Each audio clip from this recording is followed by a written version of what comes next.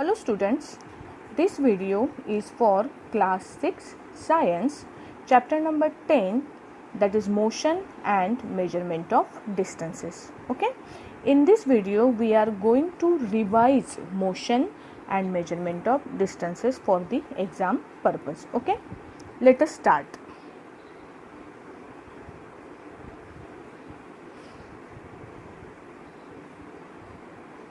There was a general discussion among children in Paheli and Buju's class about places they had visited during summer vacation. Someone had gone to their native village. Native village means जहाँ पे जो अपना proper village होता है, जहाँ से हम belong करते हैं. हम सिटी में पढ़ने के लिए या किसी रीजन जॉब के लिए जाते हैं ना, तो जो हमारा मेन जहाँ हमारा जन्म हुआ होता है, that place is called as native place. Someone had gone to their native place by a train, then a bus, and finally a bullock cart. One student had travelled by an aeroplane. Another spent many days of his holidays going on shipping trip in his uncle's boat. Okay, जो students थे देखो यहाँ पे पहले के class में वो discuss कर रहे थे about summer vacation.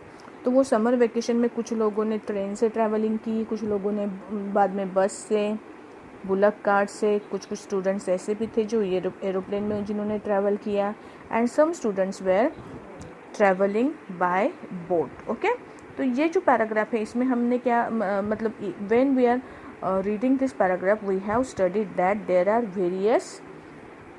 Various vehicles और मोड ऑफ ट्रांसपोर्ट जिससे हम ट्रांसपोर्ट कर सकते हैं, वो कुछ इसमें मेंशन किए हैं. जैसे एक ट्रेन है जो लैंड पे चलती है, बुलक कार्ट लैंड पे चलता है, जनरली विलेजेस में बुलक कार्ट को प्रीफर किया जाता है. बस है.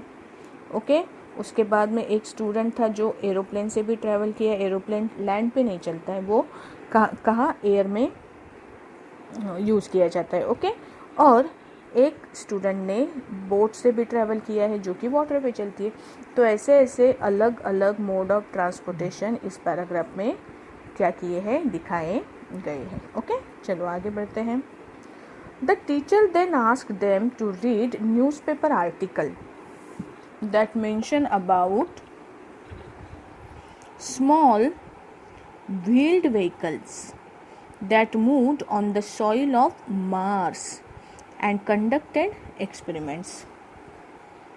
These vehicles were taken by spacecraft all the way to Mars. अभी आप सभी को पता है कि हमने मंगल पे हमारा क्या छोड़ा था, एक और स्पेसक्राफ्ट लॉन्च किया था ना हमने, मतलब पृथ्वीवासियों ने, हमने मतलब लिटरली हमने नहीं, लेकिन ये एक बहुत बड़ी अचीवमेंट थी.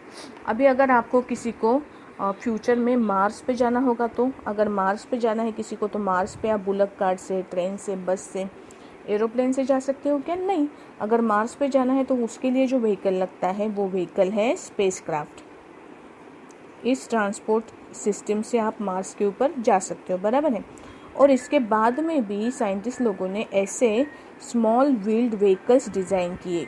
ऐसे व्हीकल जिनके व्हील्स कैसे हैं, बहुत छोटे छोटे हैं, और जो मतलब जैसे रिमोट के कार वगैरह होते हैं ना, ऐसे छोटे छोटे इक्विपमेंट्स उन्होंने क्या किए, मार्स के ऊपर छोड़े, रिलीज़ किए, जिनके थ्रू वो क्या कर सकते थे, स्टडी कर सकते सॉइल की, मार्स के ऊपर के सॉइल के ऊपर मूव हो सकते हैं, उसकी स्टडी कर सकते हैं, और कई सारे एक्सपेरिमेंट्स जो है वो मार्स के ऊपर क्या कर सकते हैं, कैरी कर सकते हैं. ओके, अभी ये व्हीकल्स जो है ना, ये व्हीकल्स में ह्यूमन बीइंग्स प्रेजेंट नहीं होंगे.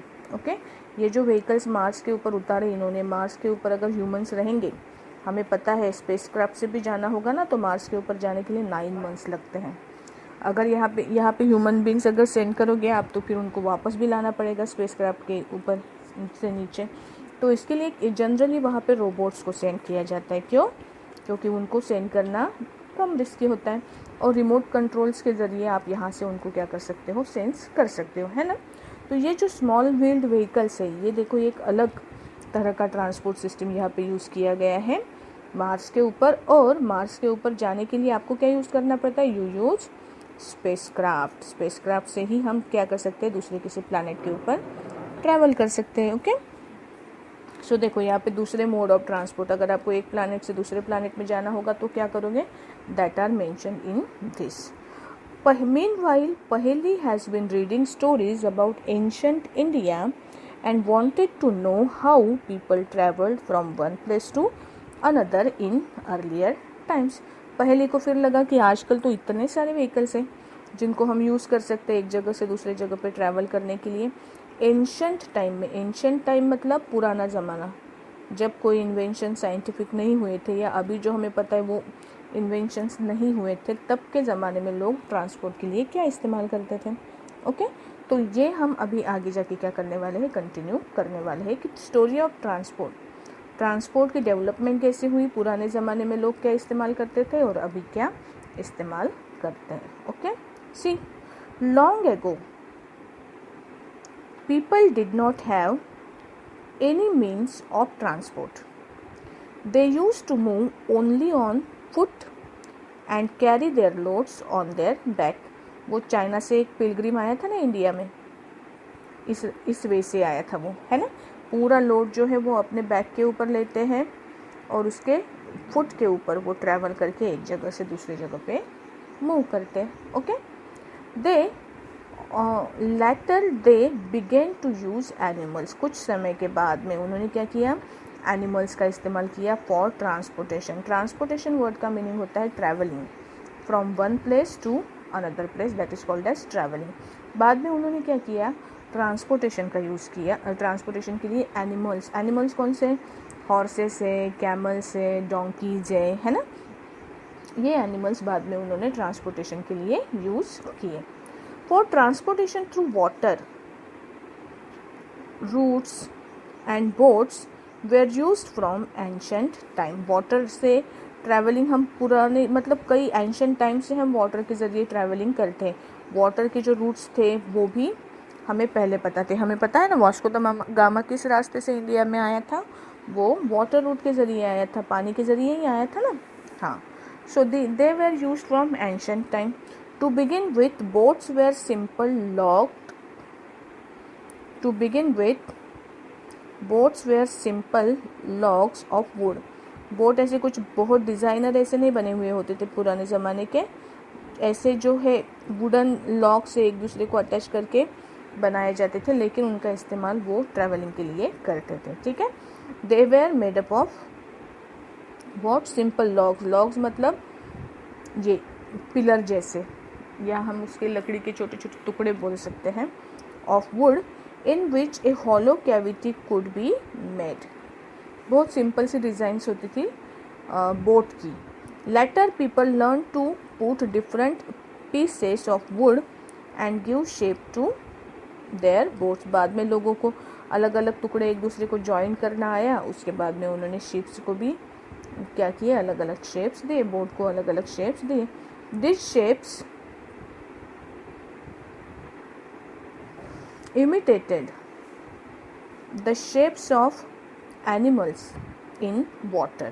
Recall the discussion of streamline shapes of fish in chapter 8 and 9। हमने देखा जो स्ट्रीमलाइन एनिमल्स का शेप ऐसे होता है ना, बाद में उन्होंने अपने बोट को भी ऐसे शेप दिया। क्यों? क्योंकि उनको लगा होगा कि फिशेस को इस शेप से पानी में ट्रैवल करने में आसानी होती होगी, है ना, तो फिर उन्होंने भी शिप्स अपने बोट्स को शिप जैसे शेप में उन्होंने डिज़ाइन करना स्टार्ट किया।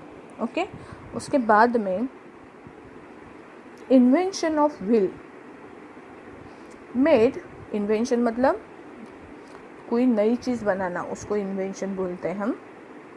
किस चीज़ का? व्हील का। Made a great change in mode of transport. जब व्हील्स इन्वेंट हुए उसके बाद में मोड ऑफ ट्रांसपोर्ट में ट्रिमेंडस चेंज आ गया। The design of wheel was improved over thousands of years and animals were use to pull carts that move on wheels. फिर उन्होंने क्या बनाए, ऐसे कार्ट्स बनाए, कार्ट्स जैसे बुलेट कार्ट का पार्ट होता है ना, मतलब एक कैरियज है जिनके ऊपर एक बॉक्स टाइप का मटेरियल होगा, एक कैरियज है और उसको नीचे से क्या कनेक्टेड है, व्हील्स कनेक्टेड है, और इधर के साइड में उन्होंने क्या लगाया, उसको एनिमल्स ज्वाइन करके, एनिमल्स नहीं निकालते आएंगे मुझे, है ना, एनिमल्स ज्वाइन करके वो इसको कार्ट को क्या कर सकते हैं, खींच कर सकते हैं। ऐसे उन्होंने क्या बनाए, डिज़ाइंस बनाए ट्रांसपोर्टेशन के लिए प्लेस उन्होंने क्या की, बनाई. ओके.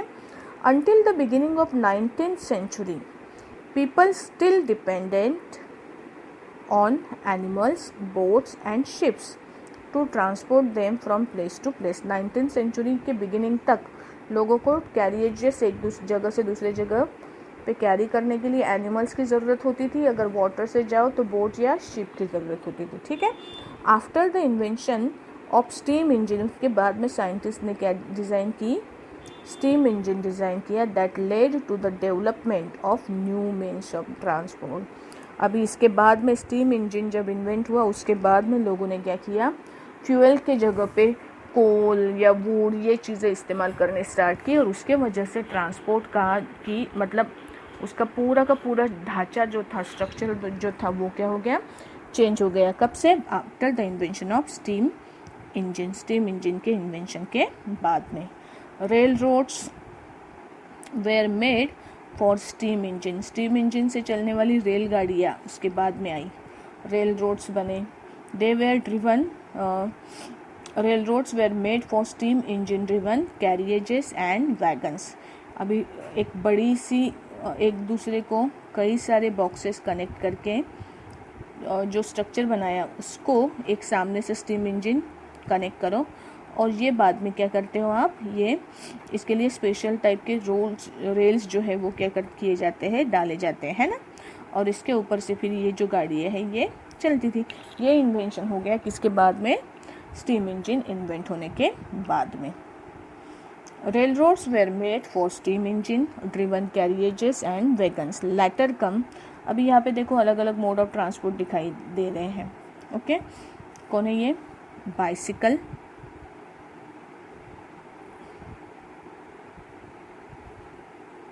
देन एरोप्लेन, ये स्टीम के ऊपर चलने वाली शिप्स है, बुलक कार्ट, बसेस, और ये कौन है, रेलवेज है ना. These are different means of transport that are used today. Okay. Okay, let us move to the next page. Okay. Later automobiles such as motor cars. अभी steam engine आने के बाद में जो नया इन्वेंशन हुआ वो कौन सा था, that was automobiles. Automobiles such as motor cars, truck and buses. Motorized boat and ship. अभी शिप्स के जो है उनमें भी मोटराइज्ड इंजन लगा हुआ होता है जिनके वजह से मतलब जो फ्यूल के ऊपर चलते हैं, बराबर है ना. ऑटोमोबाइल्स मतलब ऐसे मशीन जो फ्यूल के ऊपर चलते हैं. Used as mean of transport on water. The early years of 1900 saw the development of aeroplane. 1900 के ईयर के मतलब 19th century के स्टार्टिंग में एरोप्लेन्स क्या हुए, लॉन्च हुए. They were later improved to carry passengers and goods. उसमें development हो के बाद में अभी देखो एरोप्लेन से क्या पैसेंजर्स का ट्रैवलिंग होता है, गुड्स ट्रैवल किए जाते हैं एक जगह से दूसरी जगह पे. ठीक है ना. Electric trains, mono rail, supersonic aeroplane. Supersonic aeroplanes मतलब ऐसे एरोप्लेन जो साउंड के स्पीड से भी तेज स्पीड से जाते हैं, उन्हें बोला जाता है supersonic aeroplanes. After that spacecraft. These are some of the contributions of the 20th century. और ये इन्वेंशंस कहाँ पे कब हुए, 20th century के इन्वेंशंस है. Okay. Figure 10.1 shows some of the different modes of transport. Place them in correct order from earliest mode of transport to the most recent. Are there any of early modes of transport that are not used in today? ऐसे कुछ है क्या जो पहले use किए जाते थे, जैसे देखो घोड़ा गाड़ी वगैरह जैसी चीज़ें. आप अगर आपके ग्रैंड पेरेंट्स को पूछोगे ना, ग्रैंड पेरेंट्स को, तो वो बताएंगे कि उनके ज़माने में घोड़ा गाड़ियाँ थी, है ना. अभी वो बंद हो गए हैं. बुलक कार्ट्स अभी भी क्या किए जाते हैं, यूज़ किए जाते हैं. ठीक है ना, विलेजेस में. Okay. Let us move to the next topic. How wide is this desk. अभी देखो एक डेस्क है, इसकी विड्थ अगर आपको पता करनी है कि कैसी है. How wide is this desk. चलो देखते हैं कैसे कर देते हैं पता. How did people know how far they have travelled? How will you know whether you can walk all your way to your school or whether you will need to take a bus or rickshaw to reach your school? When you need to purchase something, is it possible for you to walk to the market? How will you know the answers to all these questions? जैसे अगर आपको किसी ने पूछा कि आप school में पैदल जा सकते हो क्या, can you walk to your school, तो आपको सबसे पहली चीज़ तो ये पता करनी पड़ेगी कि मेरे स्कूल घर से कितनी दूर है ना। अगर आधा किलोमीटर होगी तो आप पैदल चल के जा सकते हो, अगर 3-4 किलोमीटर दूर है तो बाप रे, पैदल जाओगे तो 1-2 घंटे तो आपके सिर्फ चलने में चले जाएंगे, है ना। तो in that case we do not prefer walking, we prefer the use of what, bus. Okay, you can use bus, you can use rickshaw to go to school, depending on what? Depending on the distance between your school and your home. In the same manner, when you need to purchase something, is it possible for you to walk to the market? Market में जाना walking से possible है क्या? फिर से वही question है, पहले देखना पड़ेगा डिस्टेंस कितना है, after that you can make this decision. How will you know the answer to this questions? It is often important to know how far a place is so that we can have an idea how we are going to reach that place. What is necessary? To know how far a place is. How far a place is. That is an important question.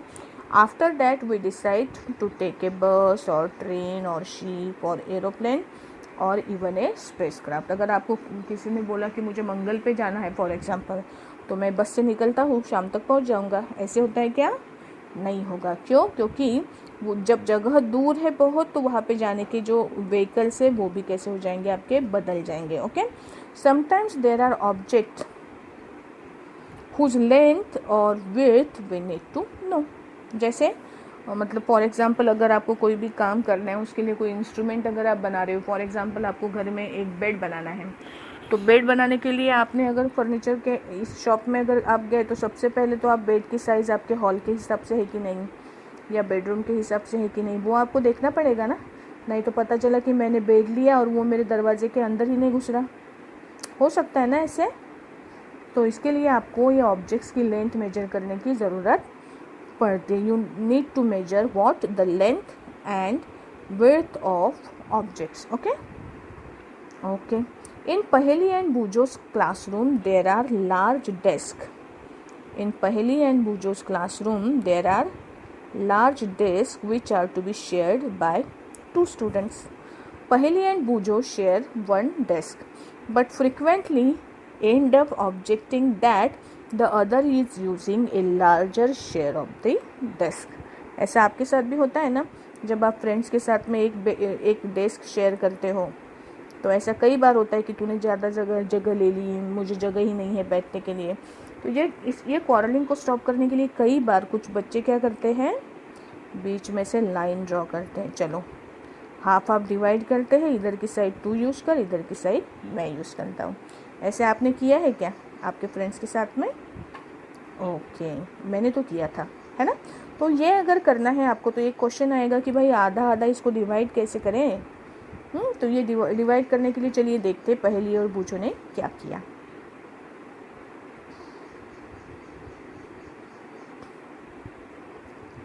On the teacher's suggestion, they decide to measure the length of the desk, make mark exactly in the middle of it, and draw a line to separate 2 halves of the desk. Half का plural है ये। हाँ, उन्होंने क्या किया, चलो उन्होंने पहले सोचा कि ये डेस्क जो है इसकी लेंथ पहले मेजर कर लेते हैं, और बाद में उसके एग्जैक्ट हाफ पोर्शन में क्या कर लेंगे, एक लाइन ड्रॉ कर लेंगे, और उसके बाद में पार्टीशन कर लेंगे डेस्क के ऊपर।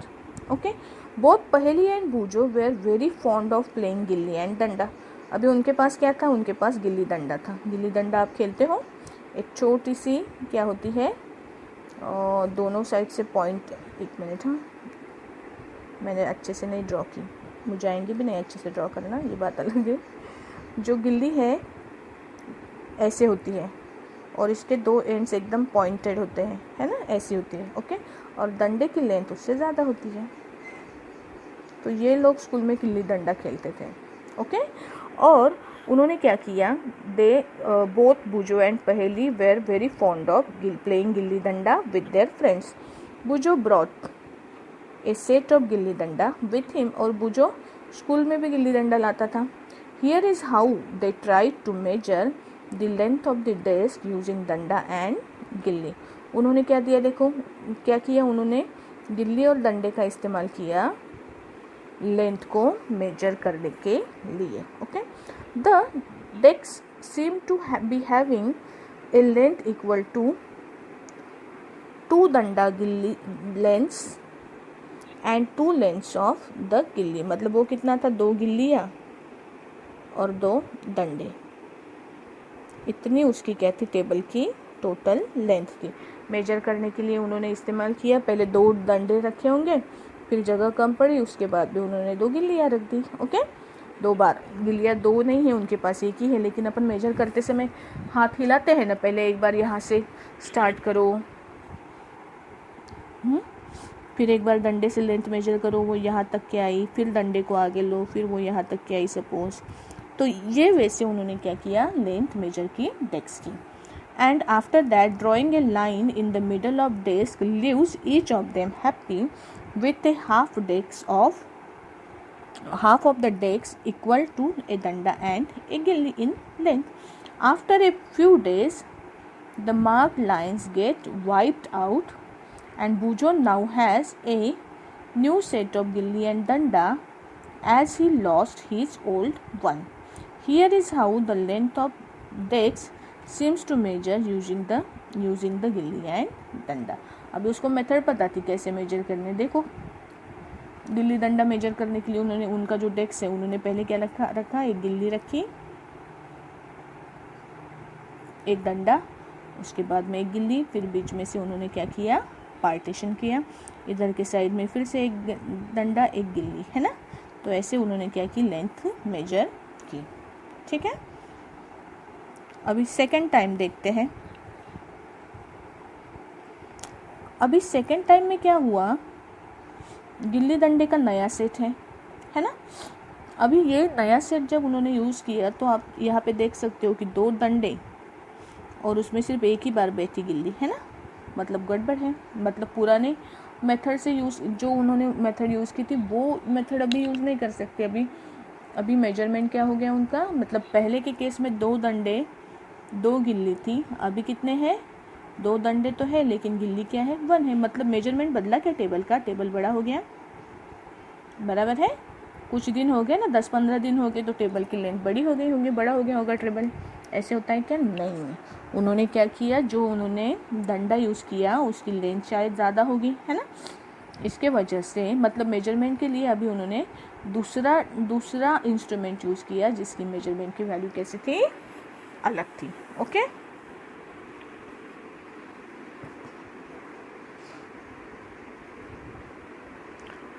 Hello. Now, when with the new set of gilli and danda, the desk lengths seem to be about 2 danda and length and 1 gilli length with a small length still left out. This is less than 1 gilli left. Now what? What would you suggest Paheli and Bujo do to measure the length of the whole desk? आप क्या suggest करोगे कि अभी उनके पास तो ये नहीं है, मतलब गिल्ली डंडे से मेजर कर रहे थे तो उनको एग्जैक्ट वैल्यू तो मिल नहीं रही है। तो आप क्या सजेस्ट करोगे कि अगर उनको ये डेस्क का पार्टीशन करना है तो वो क्या करें? Can they use a cricket wicket and bails to measure the length और do you think that this might create the same problem? Cricket की विकेट यूज़ करेंगे तो फिर से सेम प्रॉब्लम होगा, है ना। They will not get the correct measurement. What will you suggest? अभी मुझे अगर कोई पूछेंगे तो मैं तो बताऊंगी कि उनको अगर ये मेजरमेंट करना है टेबल का तो बेस्ट वे क्या है? बेस्ट वे है अपना ज्योमेट्री बॉक्स निकाले, उनमें से स्केल ले और उससे क्या करें, मेजरमेंट करें। सपोज ये अगर उन्होंने मेजर किया और सपोज ये 50 सेंटीमीटर का निकला, सपोज, हाँ we are talking about suppose, तो 50 को 2 से डिवाइड करो, 25 सेंटीमीटर तू रख, 25 सेंटीमीटर मैं रखता हूँ, है ना। ये वे में मेजर वो क्या कर सकते हैं, करेक्ट मेजरमेंट उनको मिल सकता है, ठीक है। और ज्योमेट्री बॉक्स तो हर किसी के कंपोस्ट में होता, मतलब हर किसी के बैग में होता ही है स्कूल में, है ना। Okay, one thing they could use is take a small length of string and mark 2 points on it. This will be the string length. They can measure the width of the discs in the string length. How can they use the string to measure distance less than the length of the string? They can fold the string and mark half, 1/4, 1/8 on the string length. Now perhaps Paheli and Bujo can measure the exact length of the dates using the string. एक धागा ले लो, okay, और देखो यहाँ से start किया, कितने डेक्स तक की लेंथ आती है, यहाँ तक क्या आती है। सपोज इधर से आप कट भी कर सकते हो, इतनी लेंथ ले लो, है ना। फिर इसको फोल्ड कर, अगर मैं ये 2 एंड्स इसके नज़दीक लाती हूँ एक दूसरे के, तो ये मिल जाएगा मुझे उसका हाफ डिस्टेंस, ओके। तो ये मेथड से भी Paheli and Boojho can solve their problem, okay. You would say that they should use a scale in the geometry box and solve their problem. Yes, of course, they can use the scale also. Okay. Bujo has been reading about the way people used to measure distances. बुजो पढ़ रहा था कि लोग पहले के ज़माने में कैसे मेजर करते थे distances. Before such standard scales were made, and he has been trying to follow different methods of measuring distances. There are so many occasions when we come across the need to measure length and distances. The tailor need to measure the length of the cloth to know if it is enough to stitch a kurta. A carpenter needs to measure the height and width of a cupboard to know how much wood he would be need to make its door. The farmer needs to measure the length and breadth of the area of his land to know how much seed he can sow and how much water would be needed for his crops. Okay, ये सारी चीज़ें perform करने के लिए जो 3 लोग यहाँ पे मेंशन किए हैं, देखो कौन कौन से।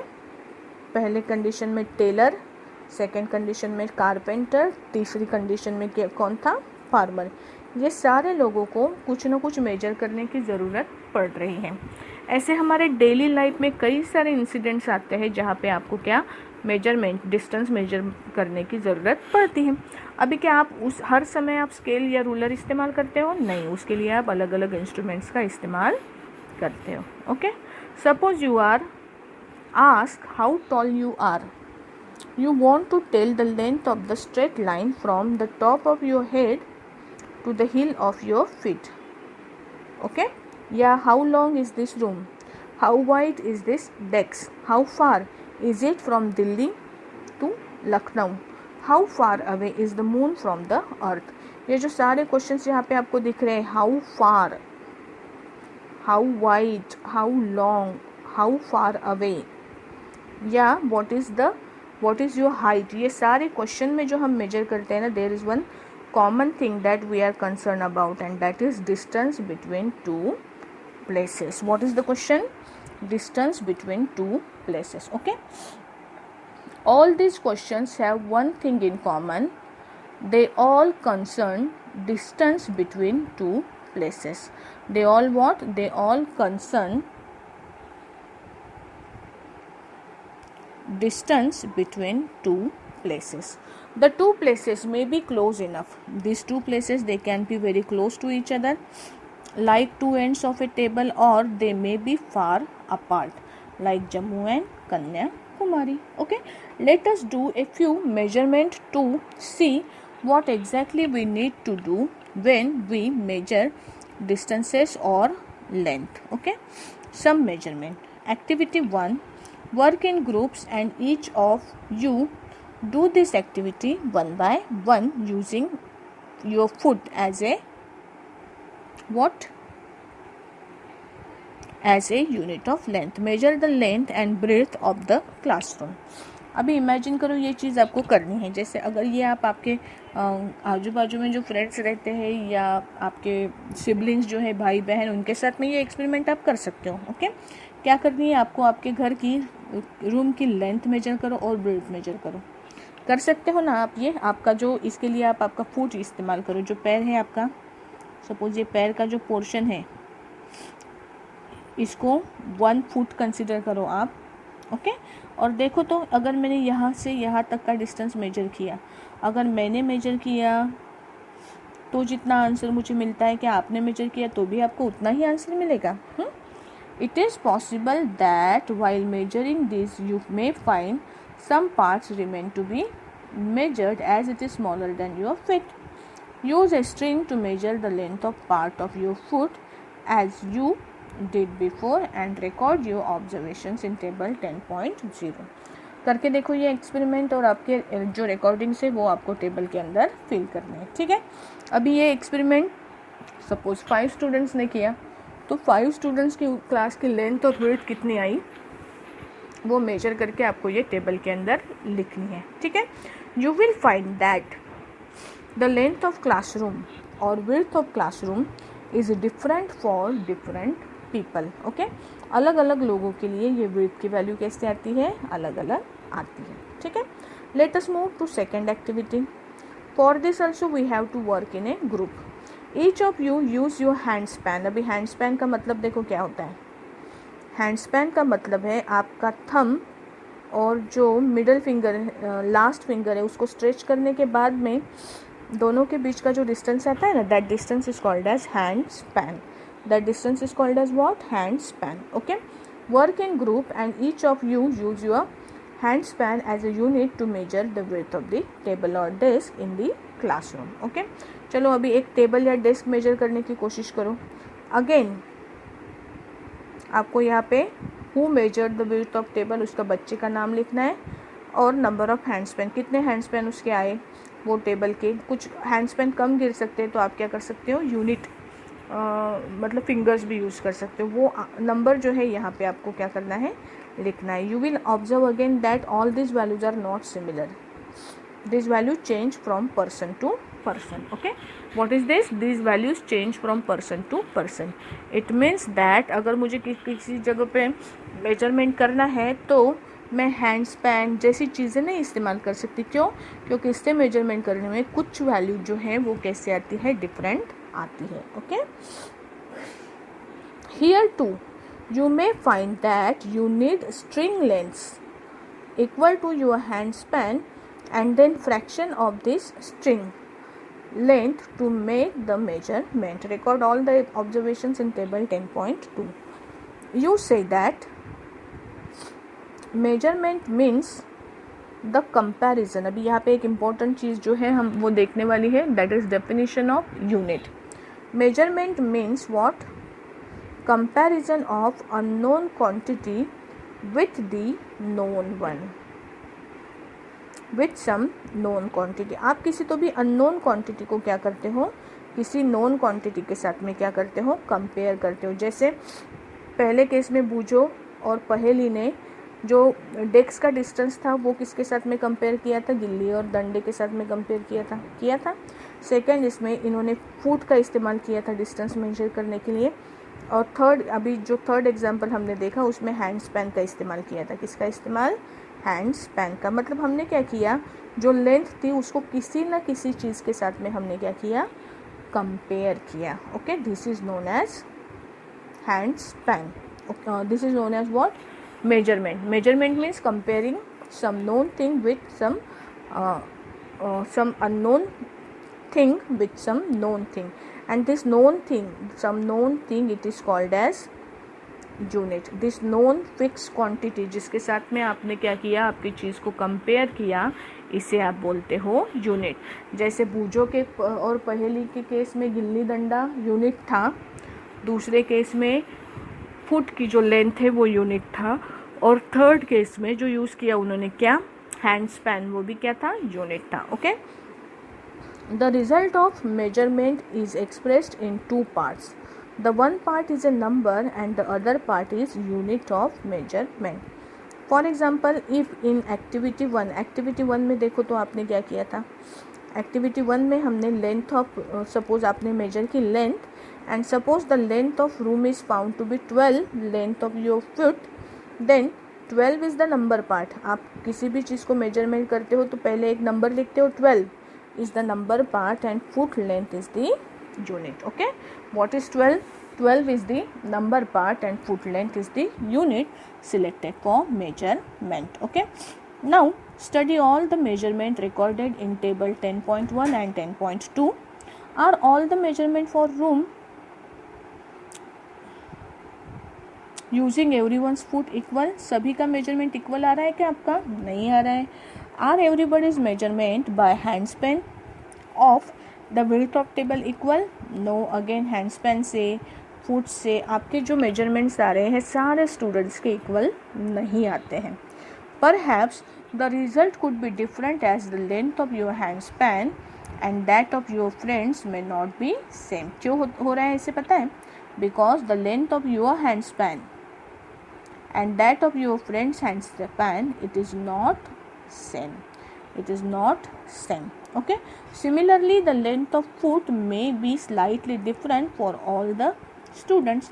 Therefore, when you tell your measurement using your handspan or length of foot as a unit to other, they will not be able to understand how big the actual length is unless they know the length of your handspan or foot.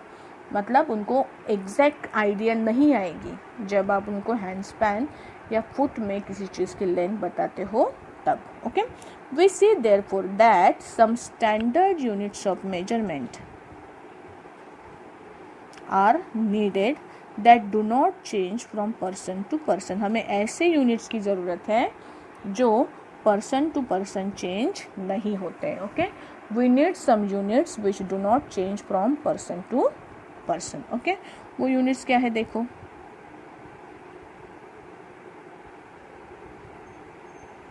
Standard units of measurement. In ancient time, the length of a foot, the width of a finger, and the length of a step were commonly used as different units of measurement. Okay, the people of Indus Valley civilization must have used very good measurement of length, because we see evidences in excavation of perfectly geometric construction. जो Indus valley civilisation हमें पता है, Harappa and Mohenjodaro पता है ना, वहाँ के geometric figures देखो, हर जो ब्रिक्स वगैरह डिज़ाइन किए हैं वो सारी चीज़ें एग्जैक्टली सेम डायमेंशन के, सेम साइज़ के हैं, है ना. इसका मतलब उन्होंने कोई तो भी बहुत बढ़िया सी टेक्निक मेजरमेंट के लिए यूज़ की होगी. देखते हैं कौन कौन सी यूनिट्स हम यूज़ कर सकते हैं. एक qubit. A cubit is the length from elbow to the finger. A cubit is the length of elbow and finger tip. Finger tip मतलब क्या, ये आपका हैंड अगर आपने कंसिडर किया और इसको लास्ट में अगर उंगलियां है तो जो बीच वाली मिडल फिंगर है ना आपकी, वहाँ से यहाँ तक ये जो डिस्टेंस है इसको क्यूबिट बोला जाता है. Okay. was used in ancient Egypt and was also accepted as a unit of length in other part of the world. ये जो क्यूबिट है इसको यूज़ किया जाता था as a unit. Okay. People also use foot as a unit of length in different parts of the world. The length of foot used varied slightly from region to region. अभी ये दोनों value जो है qubit भी और foot भी, ये हर किसी का डिस्टेंस सेम थोड़ी होता है ना. तो ये पर्सन टू पर्सन क्या होता है, चेंज होता है. People measured a yard of cloth by distance between the end of one stretched arm and their chin. अभी अगर ये पर्सन आपने कंसिडर किया, सपोज यहाँ पे उसकी चिन होगी, समझो हाँ, और यहाँ से हाथ अगर लंबा करेगा वो स्ट्रेट लाइन में, हाँ, तो यहाँ से उसके चिन तक का जो डिस्टेंस है, ये डिस्टेंस इसको वो लोग बोलते थे यार्ड, इस डिस्टेंस को यार्ड बोला जाता था। That is also use for measurement of length, the end of outstretched arm and their chin. The Roman measured with their places paces. Pace मतलब एक जगह से अगर मैंने पैर से जंप किया तो कहाँ तक ज़्यादा जंप कर सकती हूँ, मैक्सिमम। ये जो मैक्सिमम डिस्टेंस है ना, इसको पेस बोला जाता था। या एक पैर, उसको अटैच दूसरा, उसको अटैच तीसरा, इसको स्टेप्स बोला जाता है। ओके, रोमन लोग मेजरमेंट के लिए पेस और स्टेप्स का यूज़ करते थे। ओके, ये सारी चीज़ें देखो आपको पता चलेगा, ये यूज़ किए भी जाते हैं तो भी ये कैसे हैं, पर्सन टू पर्सन चेंज होने वाली थिंग्स हैं। Okay, in ancient India small length measurement used were angul, अंगुल का मतलब उंगली का इस्तेमाल किया जाता था, फिंगर, मुट्ठी यानी fist. Even today we can see flower sellers using their forearm as a unit of length for garlands in many towns of India. आज भी जो फ्लावर सेलर्स होते हैं, हार बनाने वाले, गारलैंड्स बनाने वाले, वो लेंथ फ्लावर्स की के जो गारलैंड्स है उनकी लेंथ मेजर करने के लिए अभी भी अपने आर्म्स का यूज़ करते हैं। That we have seen in many part of our country. Many such body parts continue to be in use as a unit of length when convenient. However, everyone's body parts could be of slightly different sizes. This must have caused confusion in measurement. In 1790, the French created a standard unit of measurement called metric system. French लोगों ने एक standard unit of measurement ढूंढ के निकाली 1790 में, जिनको बोला उन्होंने metric system. For the sake of uniformity, scientist all over the world, sake of uniformity मतलब ऐसी चीज़ें जो कभी भी ना बदले, यूनिफॉर्म रहे, कांस्टेंट रहे। Okay, scientist all over the world have accepted A set of standard units of measurement.